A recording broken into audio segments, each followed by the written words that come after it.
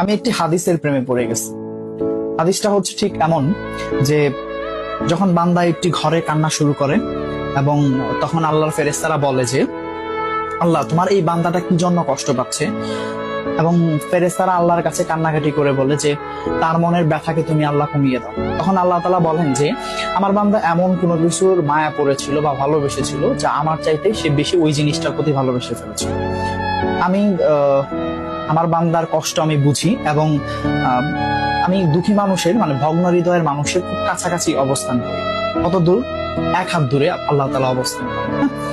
এবং আরেকটা কথা হচ্ছে ফেরেশতারা তখন বলতে থাকে আল্লাহ তুমি চাইলেই কি সেই বান্দার সেই অভাবগুলো তুমি পূরণ করতে পারো না? তখন আল্লাহ তাআলা বলেন যে আমি ওয়াদা করতেছি আমার বান্দা যে জিনিসটা তার জীবন থেকে হারিয়েছে তার চাইতে অধিক উত্তম জিনিস আমি তাকে দিব, যা দেখে পৃথিবীর মানুষ বিস্মিত হবে।